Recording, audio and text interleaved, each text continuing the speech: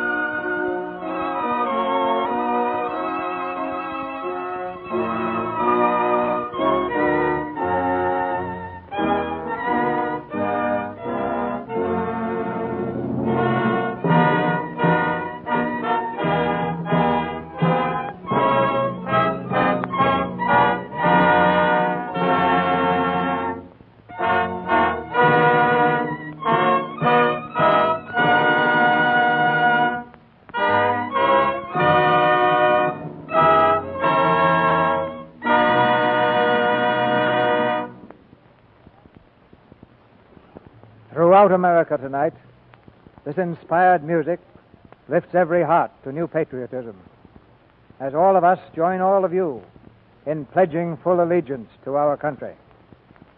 We've asked the Columbia Broadcasting System to interrupt our program tonight with any important news developments. We here in the Lux Radio Theater, as well as you who are listening, want to keep in touch with any and all events bearing upon this national emergency. In the meantime, this theater carries on as usual, which, as you know, is one of the oldest and finest traditions of the theater. Tonight, the Lux Radio Theater brings you Melvyn Douglas and Virginia Bruce in The Doctor Takes a Wife, a motley parade of characters from all walks of life constantly passed in review on the American screen. Rich man, poor man, beggar man, thief, and every other kind of people that it takes to make a world. But judging from box office records, perhaps the most romantic of the whole lot, for some reason that I'll leave to you, is the Doctor. He seems to exert even more fascination over the American people than the cowboy and the aviator. And perhaps Columbia Picture had this in mind when they filmed The Doctor Takes a Wife. It's the story of a doctor who suddenly finds himself married to an author, a beautiful young lady author, who has just made a fortune out of a book telling other young ladies the advantages of not getting married at all. And that's such an embarrassing set of circumstances that it makes a perfect beginning for a comedy. This play will put you in the proper frame of mind to do your Christmas shopping. So you'd better get started on that pretty soon.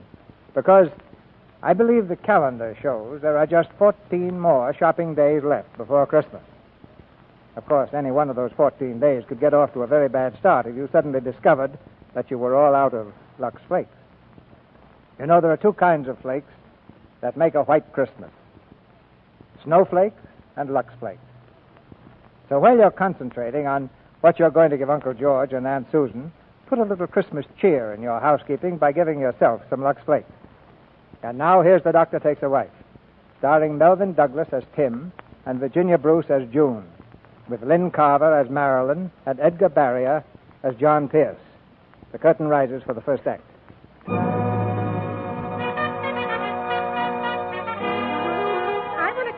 No, madam, we absolutely won't. I've been waiting before noon is on spinach. Just will you give me a copy of Spinsters I want 2 on copies Spinach? of Spinsters on Spinach mailed to my aunt. Buy a in copy Louisville. of Spinsters on Spinach, my dear, and read every word. You'll never look at Harriet. The author's a bachelor girl, and they say her book answers everything. Is this the book that tells you how to put men in their places? Give me another copy of Spinsters on Spinach. The book counter of the John S. Pierce Publishing Company is like gala day in a bargain basement. And all because of one book, Spinsters Aren't Spinach. In the back of the store sits the happy publisher, his desk littered with enthusiastic telegrams. Listen to this, Miss Gray. What H.G. Wells has done for the amoeba, June Cameron has done for the unmarried woman in her book Spinsters on Spinach. And there are a million wires just like it. Miss Gray, take a telegram. June Cameron, Lakewood Lodge, cut your vacation short and hurry back. Have great plans for a sequel. At Lakewood Lodge, June Cameron hurries across the lobby to the desk. The clerk is not in sight, so she bangs the desk bell impatiently. This seems to annoy the gentleman, who is using a telephone at the opposite end of the desk. Hey, look, I'm telephoning. Cut it out, will you, please? Just go right ahead. Don't mind me. I mean, that thing isn't helping a bit. The connection's bad enough as it is. Yes, I know. Everything's inefficient up here. Come in, Miss Cameron. I'm checking out. I'm in a terrible hurry. I'd like to send a telegram to New York. Hello? Dad? You'll have to send it from town. We don't have that service. Well, can't you phone it in? I can't hear you. Phone's busy at the moment. What? Say it again. But I can't wait. I'm in a hurry. I'm sorry, miss. Never mind. Can somebody take my bag? Yes, and where's your car? What? Well, I'm not driving. Oh, Shaw, that's too bad. If you'd left 5 minutes ago, you might have made it. If you're going to tell me there's not another train. I'm sorry, Dad, Oh, but... there's another one tomorrow morning. But I've got to get to New York right now. Just a moment. Pardon me, but would you mind lowering your voice? The phone. Thank you. What was that, Dad? Of all the inefficient hotels I ever Would you mind? This is long distance. Then why don't you phone from a booth? I would if there were a booth. This happens to be the only phone that's costing me money. What'd you say, Dad? Can I hire a car somewhere? Not in this town, miss. Oh, but that's Will ridiculous. you please keep quiet? If you were a gentleman, you'd wait till I got through. I can't carry on this conversation. You have no right to monopolize the lobby. What, Dad? Yes? Of all the stupid things I ever heard of, this is the worst. Well, I'll tell you, Dad, Oh. Hello, Dad. Yeah, I'll drive down now. Yes, I'm leaving right away. See you soon. Bye. Little difficult trying to hear, eh, Dr. Sterling? Well, it calmed down a little when the storm blew over. Well, goodbye, Mr. Bird. See you next year. Be looking for you, Dr. Sterling. So long.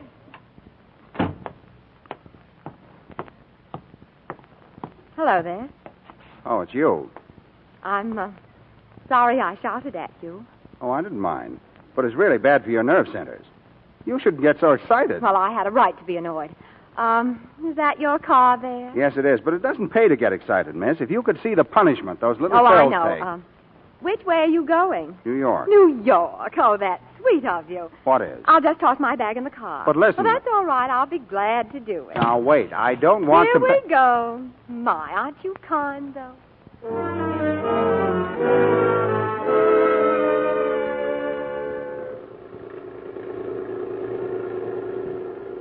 I like your car. Of course, it's a little out of date, but old things are so interesting, aren't they? Oh, it's getting a little chilly. Wouldn't mind if I put on my coat. Just look out for those boxes back there, that's all. Look out! Look out! Good heavens, what's that thing? Why, it's a human head. It is not. It's a model. And if it's broken, let me see it. No cracks on that side. Spitting image of my Uncle Chester. No cracks on this side. I guess it's all right. Just be careful of it. Fond of him, aren't you? You always travel together. I use it in my work. Well, I don't mean to pry into your private life, but just what is Chester to you? I teach neuropsychiatry. I'm doing research on migraine headaches. The head opens up. Oh. And just what is a migraine headache? Blood vessels in the head dilate excessively, causing pressure on the nerve centers. We go at too fast a pace, especially women. They're not constituted to take an equal place in a man's world. What makes you think it's a man's world? The modern woman can match you men fiber for fiber and have a rib left over. You must have read that someplace. I did. In a wonderful book called Spinsters Aren't Spinach. Oh, yes. Yeah, the chambermaid at the hotel had a copy. The one with no forehead. You shouldn't read trash like that. I didn't read it. Just as well. I wrote it. Oh. Well, sorry. Oh, that's all right. I didn't expect you or any other man to like it. Marriage is no longer the answer to a maiden's prayer. Standing over a hot stove is all right for the more backward of our sisters, but a new kind of woman is coming into her own. Oh, is that a fact? Yes. Mm-hmm. The kind that refuses to subordinate her own personality to that of the egotistical, domineering male. The Amazons tried it. You know, you're the complete picture of the smug male. You won't discuss it because you know I'm right. You really can't discuss anything with women. They never have an open mind. Oh, you're the perfect type. I must remember you for my second book. Oh, look, would you mind stopping in this town? I have to send a wire to my publisher.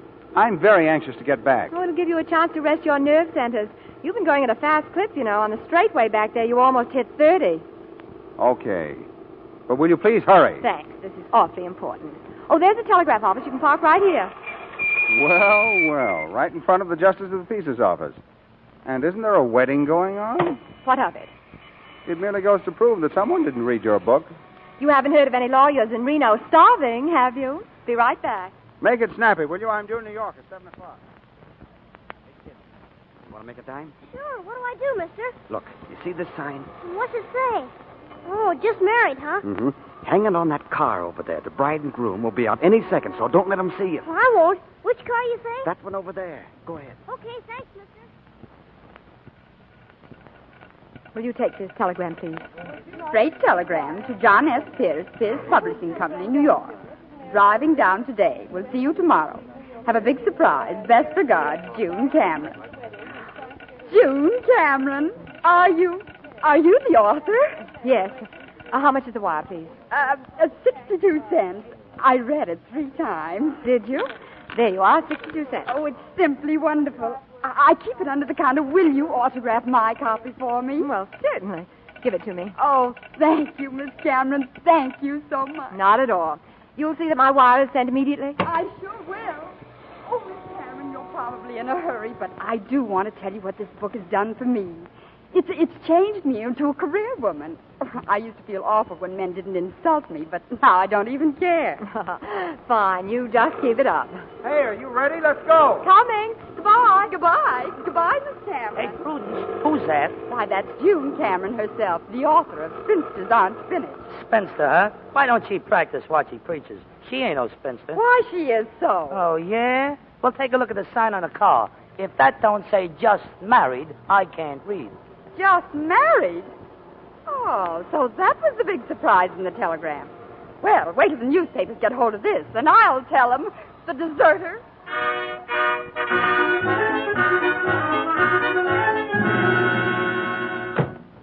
Will you please toss out my other bag? Here you are. Thank heavens I'm home at last. You're no happier about it than I am. You men resent the intelligent woman. All you want is someone to inflate your ego. The independent but frustrated female. Drop into my class someday. You're a good specimen. Thanks for the ride. Hey! My head. You've got my head. Come back here. Hey, come back. You're not going to get away with this.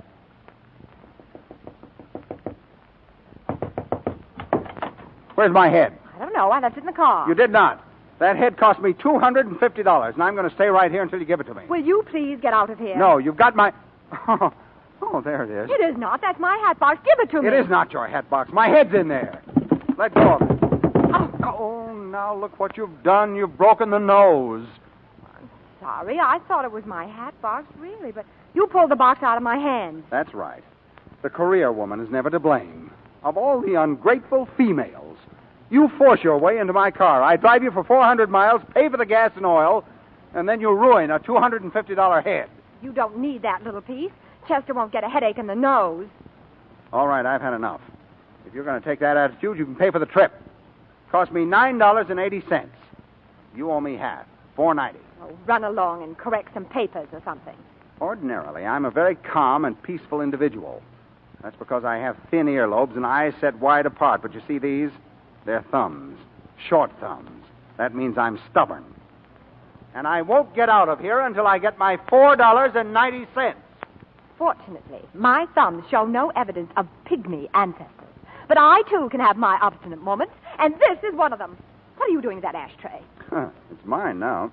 I'll deduct 75 cents for it. That leaves $4.15 you owe me. Oh, what's this? That's my paper knife, and you can put it right down. Well, it's not real silver, is it? No, sorry. The best I can do on this is $1. That leaves $3.15 you owe me. Well, what else? What's in this thing? That's the liquor cabinet. That's what I thought. Uh-huh. Scotch. 10 years old, too. That's more than I can say for you. This may take care of the balance. Now, let's be generous and say it's worth 40 cents a drink. Well, here's mud in your eye. I'm wrong. 20 cents.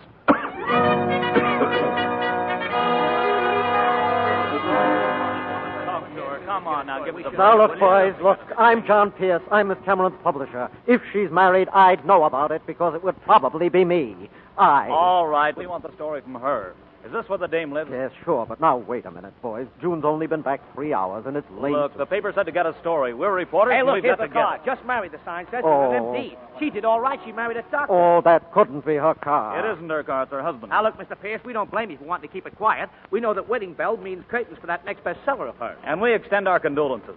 But the other papers will have it in a couple of hours, and we've got to beat them to it. Yeah, we don't Come get on it now, yet. let's go up and get this over with. Now, believe me, boys, this is ridiculous.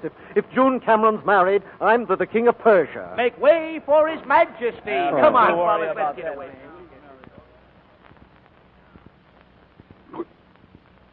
Yeah, that's good.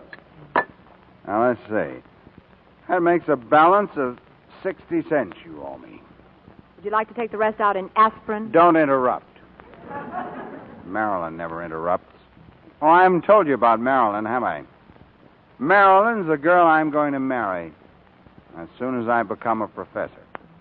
Look, Hamlet, now that the bill's paid, will you get out? Very well, if that's the way you feel about it. Very well. Good day, madam. Hey, not that way. That's my bedroom. Good day. Get out of there. Oh, by heavens, who is it? Congratulations. Where'd you meet him? Don't say a I'm word going to change the tonight. pep of the cops. What do you think of the matrimonial state? Well, fellas, Yeah, please. come on, we ought to get this. Don't tell me what this is all about, Johnny. Just let me guess. I know. It's a college initiation. Look, Miss Cameron, we're all losing sleep. Who, where, what, and why did you get married? All right, fellows, it's a very funny gag. Now run along, tip over some milk wagons, and go home. You see, she isn't married. She doesn't know a thing about it. Close that door. That's my bedroom. Now, come on, Miss Cameron. Your husband's in there. What's his name? He's not my husband. Johnny, throw these vultures out of here. They're going to print I'm married. Who is he, June? That man in there? He's not my husband. Now listen Okay, we'll print that the guy in the bedroom is not your husband. No. You can't do that. It would ruin our reputation. Look, June, we might as well admit it. The evidence is right in there. Well, I guess she's married, boys. Johnny, if you'll just listen. Thanks, Miss Cameron. We'll give you a nice, dignified ride. A photographer will be along later. Be seeing you. Come on, boys. Let's get out of here. Just what was the idea? Isn't he your husband? No. That migraine headache in there gave me a lift, followed me here, and ended up by passing out. You see, he's got short thumbs. And, oh, never mind. Just get it through your head. I'm not married. All right, dear. I believe you. Fine time to decide that. No, but don't you see, darling, it was one thing or another. It's much better the newspapers believe you're married. But it's not the truth. It'll ruin me. When my creditors get through with me, I'll have to sublet my water cooler. Or will I? Wait a minute. How many spinsters are there in America? Exactly 8 million and some thousands who aren't going to buy my book. And how many married women are there? Oh, there must be practically hundreds. I've got it. You're going to write that second book. A book about marriage. We'll call it Marriage Ain't Measles. Oh, Johnny. Johnny, dear, why don't you lie down for a minute? Whatever it is will go away. Listen, what you did for the spinsters, you can do for the housewife. Get the angle, you're converted. America's #1 bachelor girl tastes the fruits of marriage and loves it. You mean to write a book you want me to pretend married to Dr. Jekyll in there? Oh, only till you finish the book, and then Reno and you fake a divorce. You must be pretty deeply attached to me to cook up such an idyllic arrangement with that medical pot roast. Oh, it isn't that, dear. This is business and terrific. We can sell 1 million copies of Marriage Ain't Measles. Well, do you actually think if I wrote a book on marriage, it would sell? Oh, I knew you'd come through. Of course it would. Women would love someone to give them a reason for why they got married. Glorify the American home, security, the fireside. Show them how to keep romance alive. Right. Teach every wife to... Oh, but what about Junior in there? He'll never go through with it. I'll take care of him. I'll be back and talk to him first thing in the morning. Morning? Well, we can't take him out now. There might be reporters around. They'll think it's a gin marriage. Well, it's all settled then. Good night, darling. See you tomorrow. Hey, where am I going to sleep? How about the couch there? That's what I thought.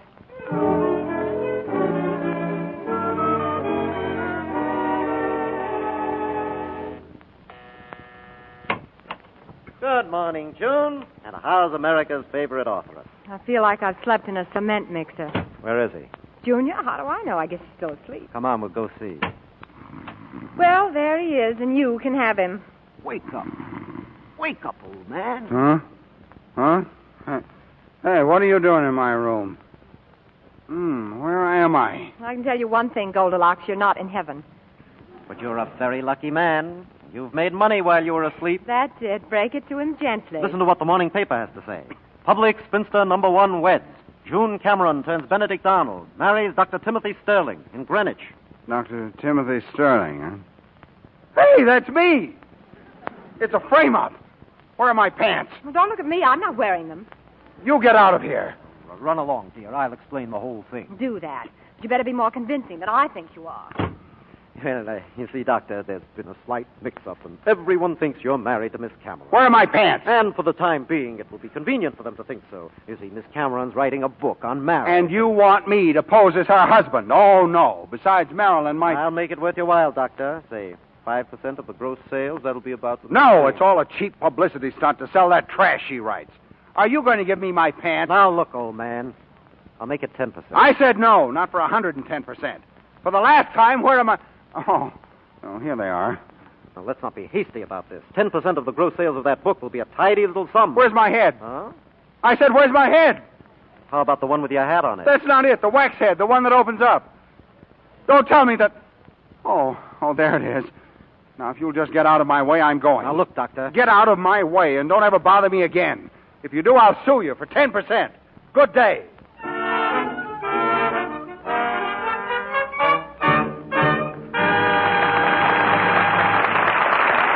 Mr. DeMille presents Act Two of The Doctor Takes a Wife, starring Melvin Douglas and Virginia Bruce, in just a moment. But right now, I'm going to take a few seconds to unravel a little yarn with our favorite fashion reporter, Libby Collins. Say, Libby, what is all this? Isn't knitting something new for you? I thought you just talked about fashions. Why, Mr. Roig, a woman doesn't stop talking when she starts knitting. As a matter of fact, I brought my knitting along because that's what I want to talk about. Knitting, you mean? Mm-hmm. Hand knits are smarter than ever now, especially the sort of thing I'm making. A black sweater. You know, a black sweater is one of the nicest Christmas gifts I can think of. They're lovely ones in the stores if you don't like to knit. They're so smart, and not just for sports and country wear by any means. They're just as right for tea or dinner or evening if you dress them up with a heavy gold or jeweled necklace. And then they're so practical, so easy to lux. Black or bright, Lux does 'em right. Yes, and the color needn't run a bit. Of course, a black sweater needs luxing just as often as a light one. Nobody wants that horrible feeling of not being quite sure about freshness. Frequent luxing makes you sure. Well, that's easy advice to follow, ladies. You'll have perfect results if you wash sweaters the new Quick Lux way. Here are some do's and don'ts to remember. Do make a paper pattern the size of your sweater before luxing. Then, after washing, ease the sweater back to this shape. Do use lukewarm Lux suds. Just squeeze them through, never rub. Don't use soaps that contain harmful alkali. Don't rub with cake soap. These things shrink wool, leave sweaters harsh and matted. So don't take chances with harsh soaps. Do stick to new Quick Lux Flakes for sweaters and all knitted things. Lux is so gentle, so fast, so thrifty. It keeps your pretty washables like new much longer. Now, Mr. DeMille returns to the microphone. Act Two of The Doctor Takes a Wife, starring Melvin Douglas as Tim and Virginia Bruce as June. Timothy Sterling, professor of psychiatry, refuses to play husband to June Cameron, expert on feminine psychology. Standing on his constitutional right to remain single, he has left June's apartment in a huff. He's still in the same huff when he arrives at the medical building of State University. State University? Medical building. Just a moment, I'll connect you. Oh, hello, Dr. Sterling. Congratulations, Dr. Sterling. Get the editors of the Express, the Herald, get all the papers. I want to talk to them. All right, Doctor. Hello, Dad. Tim, my boy, I've been trying to reach you. Look, Dad, let me explain. It was all a mistake. Son, you don't know how happy you've made me. For a while, I was very much afraid it was going to be Marilyn. Huh? Were you? Yes. Definitely an inferior mate. Now, Dad, let me tell you... I know how these things happen. Suddenly the right person comes along, and the next thing you're married. Very wise. Dad, sit down. I want you to sit down. I've got something to tell you. It may be a shock. I've got a little shock for you, my boy, but a rather pleasant one. I just spoke to Dean Lawton. Congratulations, Professor Sterling. That's beside the Professor? But I thought Dr. Hampshire was going to get that post. It was close until this morning. But you know how the dean feels about marriage. And since you're a married man and Hampshire isn't... It couldn't be just because I'm married. It's always been a theory of the deans that the chair of neuropsychiatry should be held by a married man. A man who leads a natural, well-balanced life will have a sounder approach to the study of the unbalanced. Professor Sterling. Oh, that's too bad. Now, what's the matter, son? Don't you want the professorship? Oh, yes, I do. But you see, Marilyn's coming in on the boat in about an hour, and the truth is... Congratulations, Professor Sterling. Congratulations. My boy. Dean Lawton. Congratulations, Professor Sterling. When can we see the bride? Oh, anytime. Well, that's fine, son. We'll all drop around tonight. Hello? Who? Oh, the Herald. No. I didn't want to make a statement. Oh, well, the reason I called was that, Mrs. Sterling and I would like to take a 2-year subscription.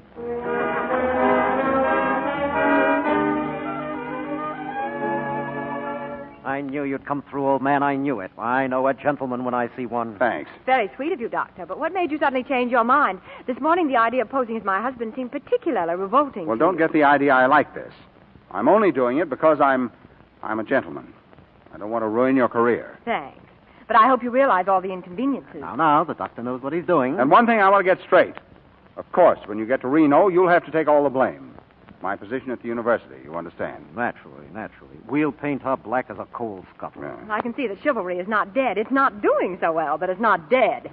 Another thing, what about Marilyn? Marilyn? Who's Marilyn? The boat. I mean, my fiancée. Her boat's due now. How am I ever going to explain this to her? Oh.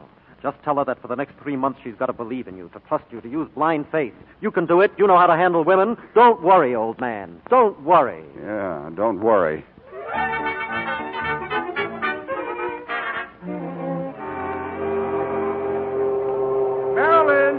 Marilyn, here I am, dear, over here. Hello, sweetheart. Hello, sweetheart. How touching. Well, darling, what's the matter? Were you seasick? Look at that. What? You know what? This paper.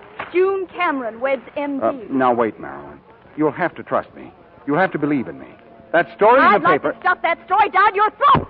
Oh. Goodbye, Dr. Sterling. Marilyn, wait, listen. Gangway there. Hey, bud, what are you standing there for? You want to get run over and get killed? No. But don't put ideas in my head. Well, what happened? Oh, everything's fine. I can tell by his face. She wouldn't even give me a chance to explain. I opened my mouth to say something and got the newspaper pushed in it. Oh, that's too bad. A shame.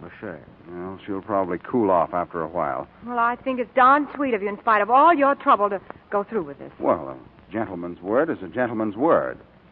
Now, if you'll tell me where I can put my stuff. Oh, there's room in there for some of your things. You can have the 2 top drawers in the bureau. Oh, darling, he'll need more than that. 1 drawer's enough for you. Oh, certainly. Just throw my things on the floor. How about my suits? I hang them right here in the closet. June, you take your things out. You can find another place for them. There's always the icebox. It'll be good for the furs. Oh, one thing I forgot. That case over there is full of books. Where'll I put them? Do you think this is a good location for a branch library? Well, if you've no objection, I'd like to continue my profession. I'm preparing a fall course of study. Is this my bed? Oh, yes, the couch. I sat there all last night, and, I didn't even know I was sleeping. That's fine. Then you sleep there. I was wrong. Chivalry is dead. Now, darling, don't take that attitude. This is hard on all of You us. take my dresser, my closets, and now my bed. Get out of my way. I'm going to finish this book in 3 weeks.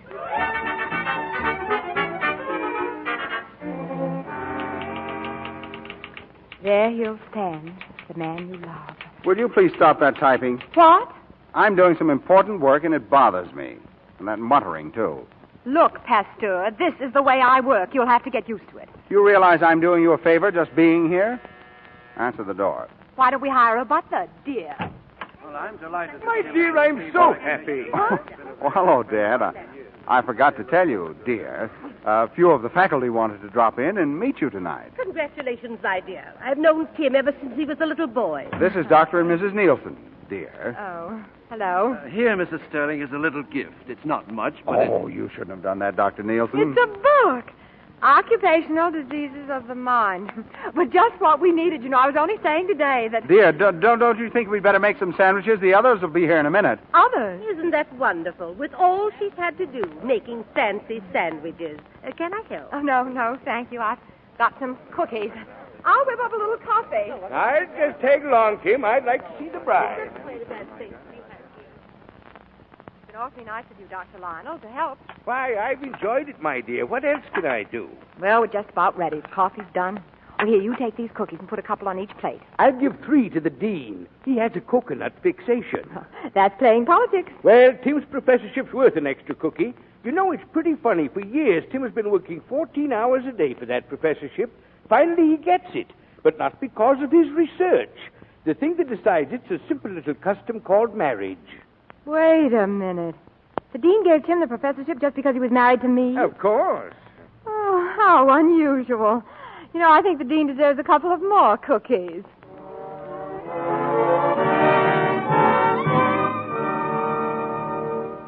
Ladies and gentlemen, before we continue with our play, the makers of Lux Flakes switch you to New York for the latest news developments, direct from CBS.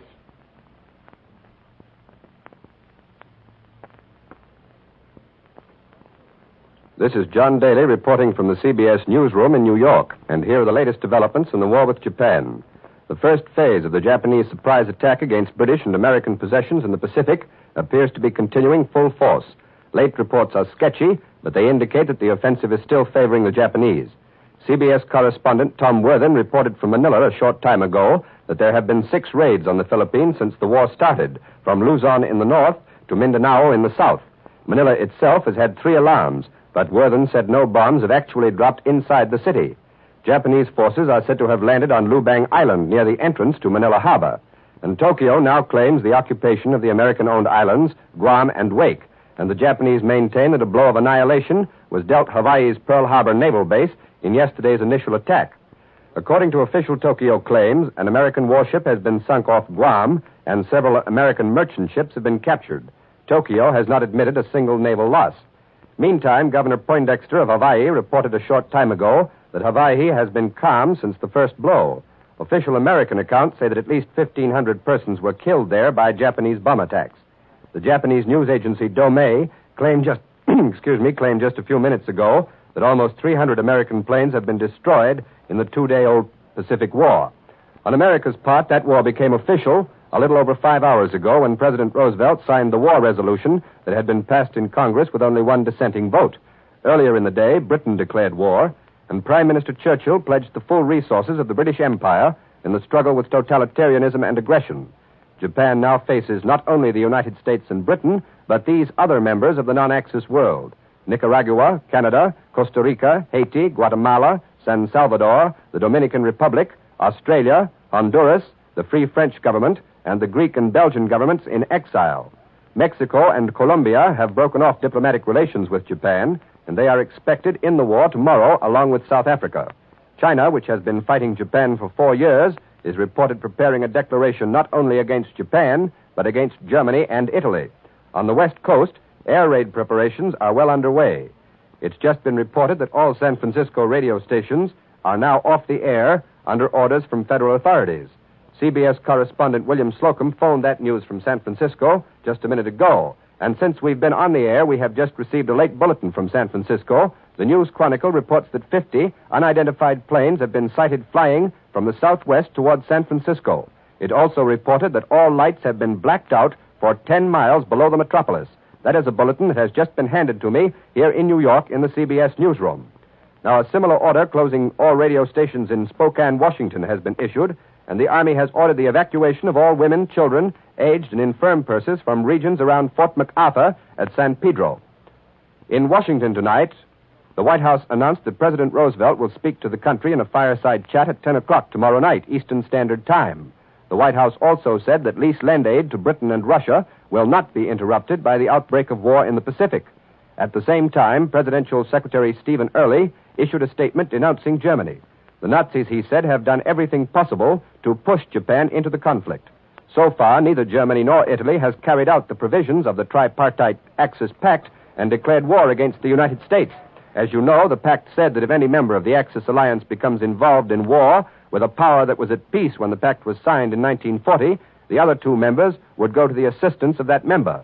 The propaganda statements out of Berlin would seem to confirm the charge made by the White House tonight, though. At least the Nazis say Japan kept them informed throughout the preparations for attack in the Pacific. Earlier today, the Rome radio said that a state of war exists between the United States and the Axis powers, but that claim has not been officially confirmed so far in either Rome or Berlin. And with the United States united this evening in one single resolve to destroy Japanese militarism once and for all, American recruiting officers report that they have been swamped with men seeking to enlist. Thousands of men in every state of the Union have volunteered, even demanded, that they be allowed to serve. Before we leave you, we repeat again this bulletin which has just come in from San Francisco. Since we've been on the air, we've received this bulletin. The News Chronicle in San Francisco reports that 50 unidentified planes have been sighted flying from the southwest towards San Francisco. It's also reported that all lights have been blacked out for 10 miles below the metropolis and over an area 35 miles along the coast. And that's the latest news on the Pacific War. Columbia will interrupt its regularly scheduled programs to bring you the latest news. Our next scheduled news broadcast will be at 10 o'clock. And now we return you to the Lux Radio Theater in Hollywood.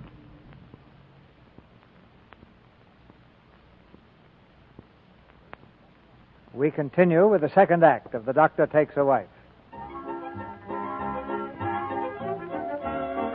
June is now aware that Tim pretended to be married only because his professorship was at stake.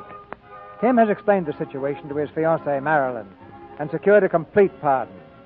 For a while, things have been looking very rosy, but now Tim is again at the boiling point.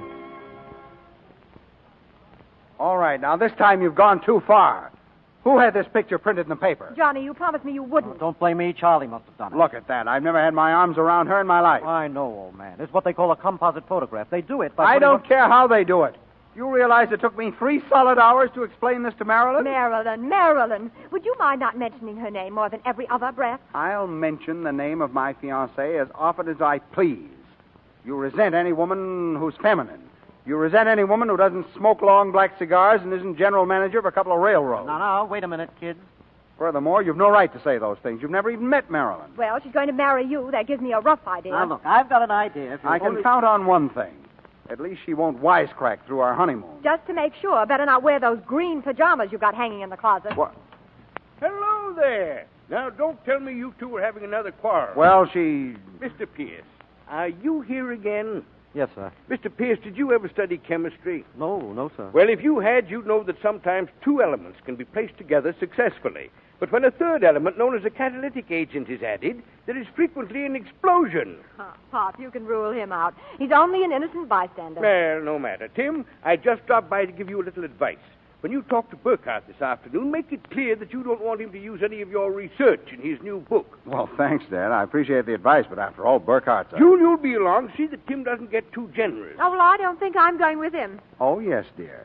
I forgot to tell you, the Burkhardts invited us for the weekend. Why, you... We'll be leaving in a few minutes.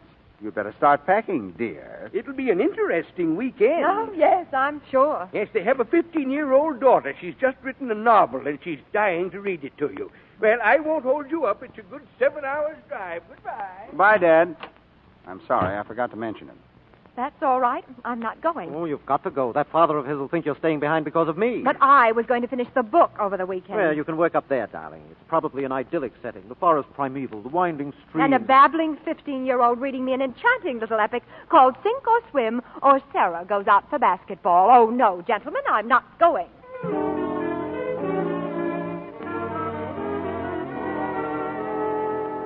Just to keep the record straight, I'm doing this for Papa, not for you. Okay. I think it's just about the most inconsiderate. Is that a cop after me? Why, he is. What have I done? Whatever it is, it can't be for speeding unless the limit is 12 miles an hour. Officer, you're making a mistake. I was only... Okay, no ticket. I spotted the MD license on the car. You a doctor? Yes. Well, come on. There's an emergency case. Follow me. How soon will it be, Doctor? The baby won't be along for a while yet. It's mighty kind of you to put yourself out this way, but I'm sure glad you're here. The missus been having a lot more trouble than usual. Oh, most of the time it just seems that way. I think she'll get along all right. Can you get me some hot water, Mr. Martin? Well, I'm kind of laid up, Doc. My foot, Billy here's been doing some of the work. Dad's had his foot banged up for almost a week now. He has. Well, let me see it. What's wrong with it? Sort of twisted it. Sort of twisted. Yes, maybe you sort of broke it. I'll take a look at that while I'm here. Where's your nearest neighbor? Mrs. Sawyer, about a mile down the road. We'll have to get her. Anything serious? Oh, just a baby and a broken ankle. Say, there's a Mrs. Sawyer down the road. Billy here will show you where she lives. Would you mind driving down and getting her? I may need some help. I'd better run upstairs now. Make it snappy, will you? Hey, didn't you hear the doc? What does Pasteur think is wrong with me? Huh, miss? I said, what's wrong with me? I can help. Come on, Billy, show me where the stove is. Run up and tell the doctor the water's boiling, will you? Okay. Mr. Martin, what does the doctor want to use for rags? Can't you use those over there, miss? Well, I think you'll want clean ones. This'll do. You're not going to tear up that dress. Well, that's all right. The extra one I brought along. Everything all right down here? Where's Mrs. Sawyer? Couldn't she come? I don't know. I didn't ask her. Oh. Say, that's a pretty nice sterilizer there for a homemade job. Rig it up yourself? Mm-hmm. That's your new dress you're tearing up. It made me look too feminine. How's the missus, Doctor? Almost any time now. Doc! Hey, Doc! Ma says for you to come right away. All right, son, all right. You better get some more water at the pump. I'll be needing it.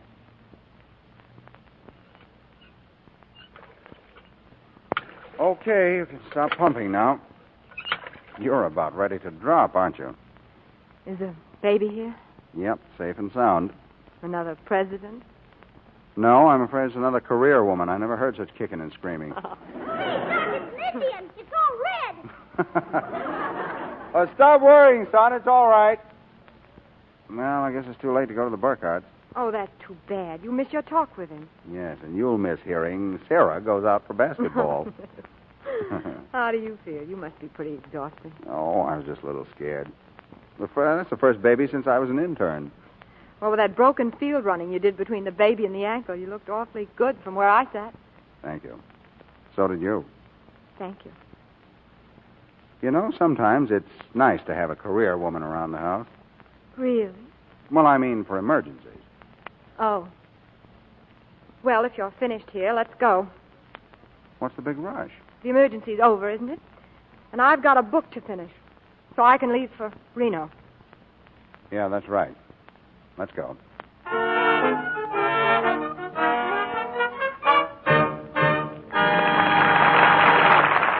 pause now for station identification. This is the Columbia Broadcasting System.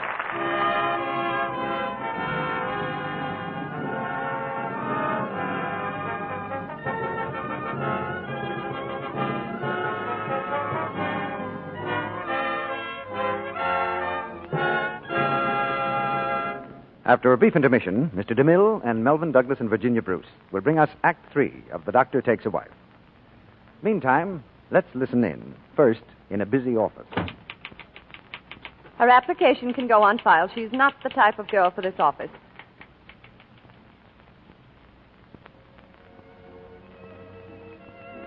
Now, let's look in at a holiday dance.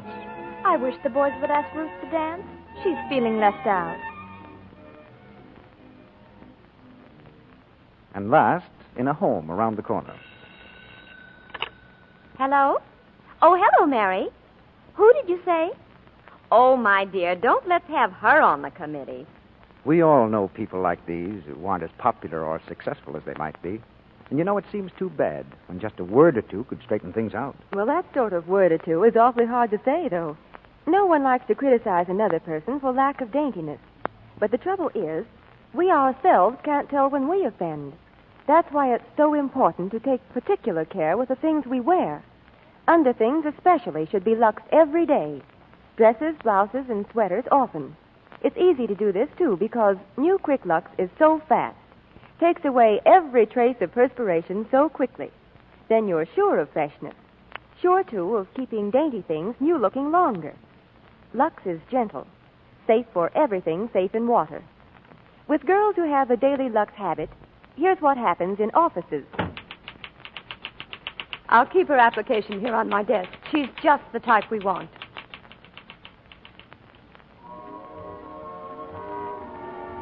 And at holiday dances.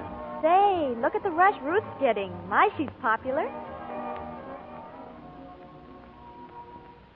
And in homes. Hello? Oh, hello, Mary. Who'd you say? Why, of course we want her on the committee.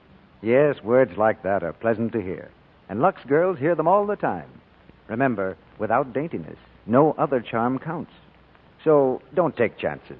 Use new Quick Lux each day. Now, our producer, Mr. DeMille. Curtain rises on the third act of The Doctor Takes a Wife.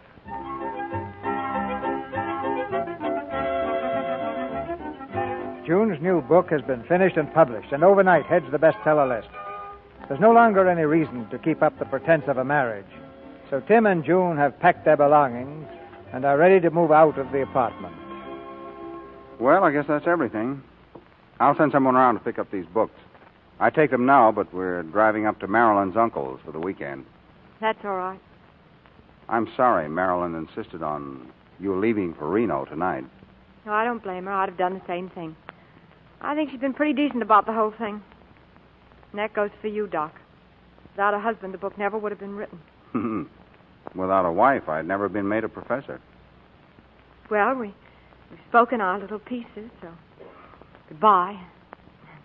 Take good care of Chester. Goodbye. I hope you and John Pierce will be very happy. Thanks. And that goes for you and Marilyn. Thanks. Goodbye. Oh, I forgot to tell you. When we first started this thing, I said I wanted you to take the blame for the divorce. I really didn't mean that. I'd rather you blame it on me. I will not. A bargain's a bargain. But it would look good for you. The other way's simpler. No, I won't do it. Wait a minute. Look at these thumbs. They're very short. I'll just say it was cruelty or something. Tell them I corrected papers in bed. Goodbye, June. Goodbye, Tim. Well, hello there, old man. Hello. Microscope's all packed. Mm-hmm. Well, our little marital conspiracy turned out beautifully for all of us. Nobody the wiser. Yeah. You know, Pierce, you're a pretty lucky fella. Yes, the book's selling like the proverbial hotcakes. I wasn't talking about the book. Hmm? Oh, yes, June's a wonderful woman. Well, bye, Professor. So long. Hello. Does Frida Schultz live here? You've got the wrong... Oh, hello, Johnny. Here are the railroad tickets, honey. I thought it would be best to use another name. How do you like it? Do I look like Frida Schultz to you? Let's see. Oh, a little. Don't you see, if they find June Cameron in Reno, it'll kill the book. This way we can sell it right up to the day you announce the divorce. You've figured out everything, haven't you, Johnny? Darling, I'm a very happy man. I just added it all up. In 6 weeks, we can sell 80,000 copies. Wow. What's the matter? Nothing. Oh, there must be something. I said nothing's the matter.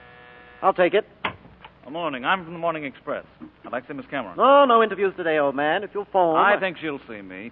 Hi, Miss Cameron. What do you want? Didn't you say, Miss Cameron, that you were married in Greenwich? Why, yes. Strange. I've just been talking to the license bureau up there, and they've got no record of it. Well, you see, it wasn't in Greenwich proper. It was a little outside. Yeah, it was a little place by the fork in the road. Look, let's stop kidding around. I followed a hunch and checked up. I happen to know you were never married. How dare you make such a statement? If I'm wrong, show me the certificate. Well, you see, it's in my safety deposit box. Look, you needed that kind of publicity for the book. I hate to be the guy to kill the golden goose, but my job is to get news, and this is a great story. But you can't print it. It's not true. All right, I'll give you a break. We don't go to press until midnight. You can show me you're married before then, I'll kill the story. That's a real break for you. You can't print that.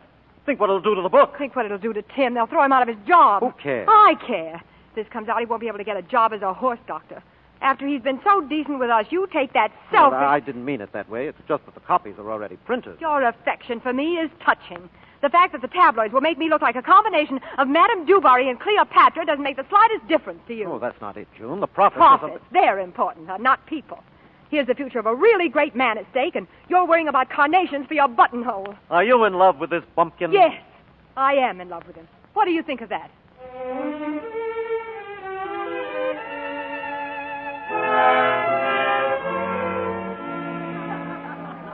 All right, everybody, come and get it. Come on, Cookie, dinner. Marilyn, I wish you wouldn't call me Cookie. It sounds silly. Silly? But you've always been my cookie. I know, but in front of other people. All right, old grouchy. Now, come on, and after dinner, you're going to stand next to me when I make my big speech. Speech? What speech? I'm going to announce our engagement. You can't do that. We're not divorced yet. Well, I'll tell them you're going to be. But if that gets out, it'll ruin her book. I don't care. I've risked our happiness long enough because of her book. Pardon, Miss Thomas. There's someone at the door who wants to see you. Now, Cookie, you think that over. It's you. What do you want here? I've got to see Tim. If you're coming here trying to make trouble... This is important. Where is he? Please go away. You'll spoil everything. This is our engagement party. Engagement? But you promised to wait till I think we've done more than enough for you. But this is important to Tim's career. I feel that I'm equally important to it. Get out. Ah, Southern hospitality. Marilyn, what about the big surprise? Come on, Marilyn. What's it all about? Big surprise, Marilyn. All right, everybody. I'll tell you right now. Come on, Tim. Wait, Marilyn. You can't do this. Quiet, everybody. Quiet. Now for the big surprise. I want you But all... isn't that Look, Tim's here wife? comes June Cameron. What's she doing here? My dear. Hello, Tim, darling. I'm so sorry to be late, Marilyn. But you... Go right ahead with what you were doing. I'll just sit in a corner and go on with my knitting. Well, dear, I'd like you to meet all the folks. Oh, don't bother. We'll all get to know each other. I have an announcement to make. Quiet, everyone. Why, Mrs. Sterling, is that for you? Yes. Why, it looks like a baby's booty. Yes. You didn't mind if I brought my knitting along, did you? You know how these things are. Is it for you and Tim? Of course. Who else? Mrs. Sterling's going to have a baby. No, he's getting a new baby. You can't do this to me. I know you're not married. Oh, can you... Oh, she's fainted. Help somebody. Let her faint. Oh, this whole thing's a frame-up. Marilyn, I don't know anything about this, I swear. I'll give you 5 minutes to get out of here. Dora. Yes, Miss Thomas? You'll find Dr. Sterling's bags in the room near the stairs. He's leaving now. Tomorrow, have the room fumigated.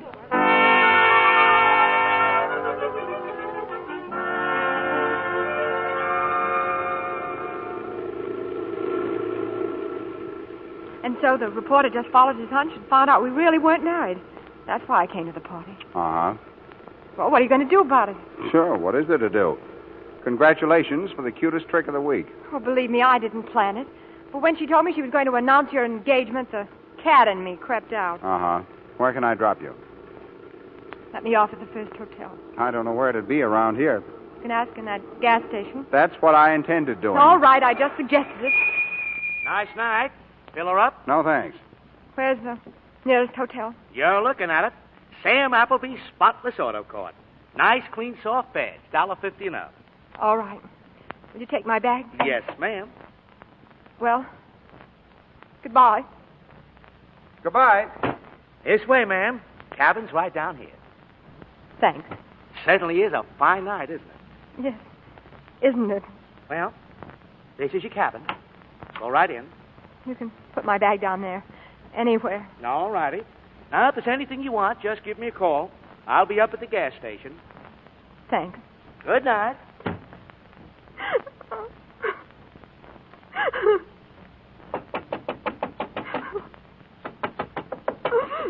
Hey!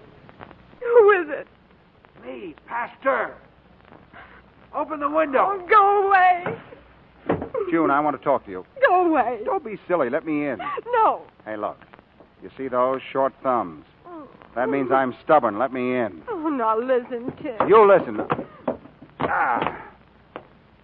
June, I promised the people in the apartment next door that we'd play bridge with them next Thursday.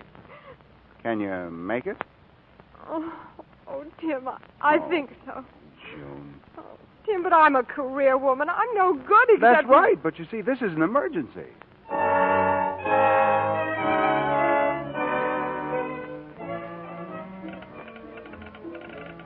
We'd like to send a wire, please, to the Morning Express. The message, please.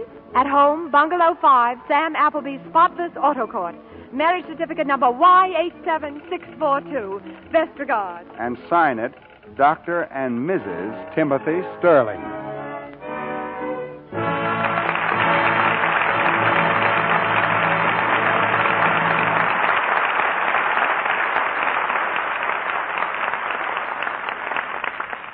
Mr. DeMille and our stars return to the microphone in just a moment. Now, here's the kind of thing that women say when they change from ordinary wash day soaps to new Quick Lux for their dishes. Say, this new Quick Lux is wonderful. I just can't believe I need so little to get a whole big dishpan full of suds. It's true, though. Thrifty new Quick Lux gives you more suds, ounce for ounce, even in hard water, than any of 10 other popular soaps by actual laboratory tests. From 2 to 4 times as much suds as some of those soaps, and more than any of them. But that's not all. You're due for a lot of pleasant surprises. For not only do you get more suds with Lux, but you get them so fast.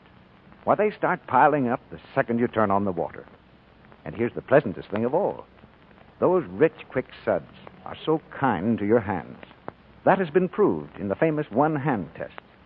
You see, there's no harmful alkali in gentle new Quick Lux to roughen or redden your skin. No harsh red dishpan hands for you. Not when you stick to Lux Flakes for your dishes. You try Lux and see. Start right in tomorrow and prove these things for yourself. There's a big box of new Quick Lux waiting for you at your grocer's. It comes in the same familiar package and doesn't cost you a penny more.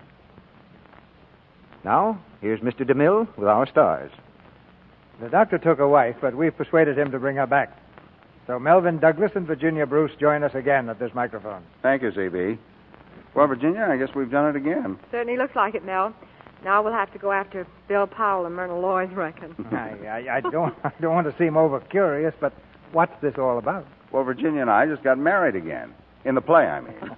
And it's happened 3 or 4 times before on the screen. So, in 1945, if our luck holds, we hope to pass Bill and Myrna. That's pretty ambitious, Mel.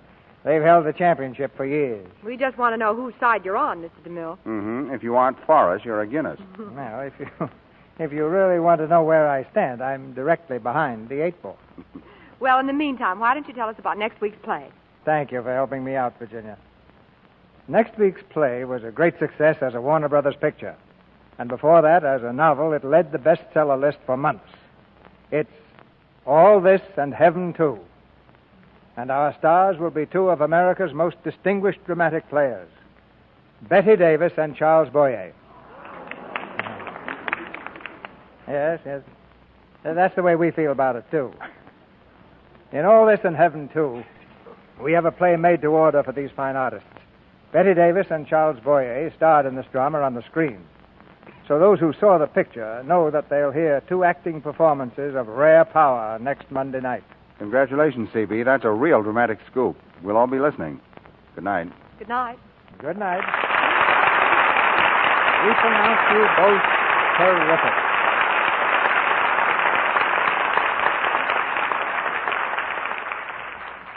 And now, a brief but serious word. It is war. War to the end.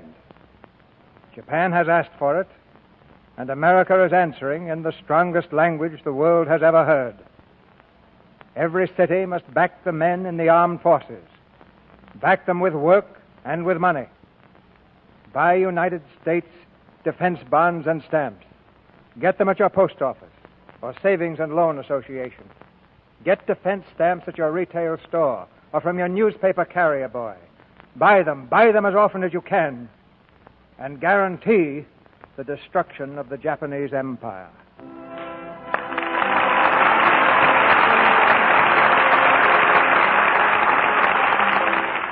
Our sponsors, the makers of Lux Flakes, join me in inviting you to be with us again next Monday night, when the Lux Radio Theater presents Bette Davis and Charles Boyer in All This and Heaven, Too. This is Cecil B. DeMille saying good night to you from Hollywood.